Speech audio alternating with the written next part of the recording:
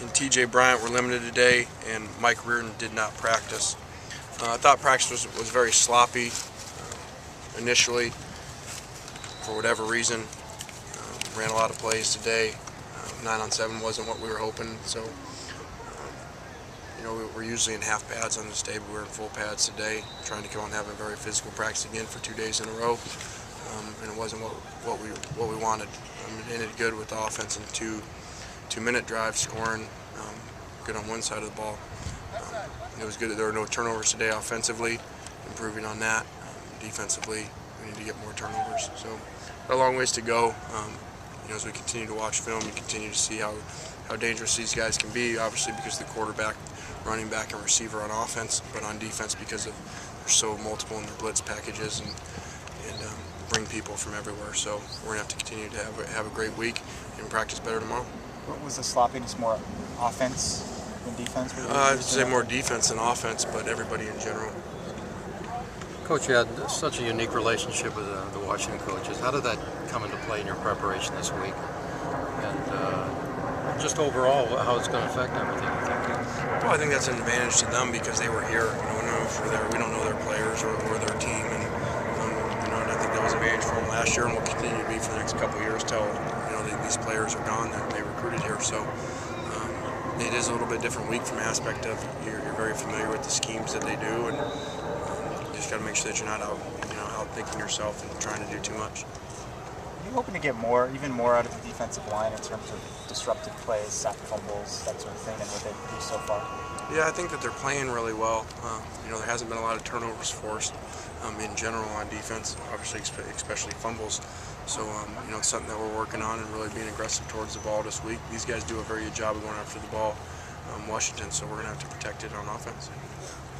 You were very positive after the last game on the way you guys played. But how much of that is you guys and how much of that is, let's face it, you played a lower-ranked team there, and now you're moving up in class. Yeah, we can't control who we play. We can only focus on ourselves, and I think all around it was our best game, regardless of who we were playing. And you can look at that in a bunch of different areas of execution. And obviously, there's some plays there where there's some missed tackles and stuff where that part of it comes into account. But execution-wise, we executed better than we had, and we played more discipline.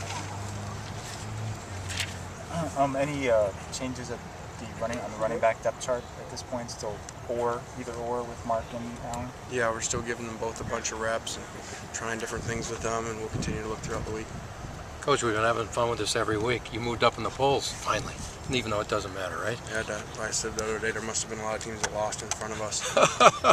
So we don't concern ourselves with that. We can't control it. So it's a good message to our players. We don't worry about things we can't control. Voting for Pac-10 Players of the Week, AP polls, we don't worry about it. You ever thought of Dylan Baxter as a holder on the extra points? Is that too much to give a freshman? We're just trying to get Dylan to go to class, line up right, and not fumble. So the last thing we're going to do is let him do all our field goal plays. There's a lot of audibles that go with that. That's why Mitch is there. What do you see on film for their quarterback right now and his progression at this point? Yeah, very difficult to handle. Even when you cover everything down, do a great job with the back seven. If you leave him any space, he takes off and runs, and very difficult. So this will be the most dynamic player we've played. It'll be a very big challenge for us. Some of your players were talking about them doing the take play, I guess, which is when you put the ball in the belly and how much do they do that now, and how much of a challenge is that, especially considering what happened against Oregon, last year with the problems that this defense had? It's a very big challenge.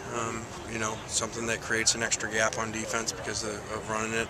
And if your quarterback can throw, it's really difficult. When people do it with someone else and run a wildcat, it's supposed to be easier to defend. But when it's your real quarterback that does it, it becomes really difficult. It's part of the reason why Florida was so successful with Tim.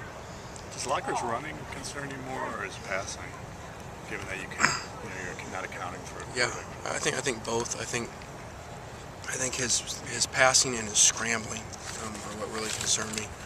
The called runs that they're going to run with him, obviously, those are tough to defend, but it's when the play breaks down and now you're not in your normal fits and everybody's back in man or zone, 20 yards downfield, and he takes off and runs. Lane, you're 4-0. When do we get to see the celebratory Lane Kiffin? Well, we got a long ways to go. This will be a good test this week, and I think whatever it is, 4 of our next 6 opponents we lost to last year, so it'll be a tough road, and we got a long ways to go. Stanley's been a reliable player making plays when you call his number throughout the season. What has his presence meant to the team? Yeah, really, it's why he's team captain. He's a great leader. He does everything we ask out here, never complains about not getting the ball, very unselfish, has continually asked to be on special teams just to help the team out. If you could get a lot of the guys like that on your team, you'd have a great team on both sides of the ball. Good.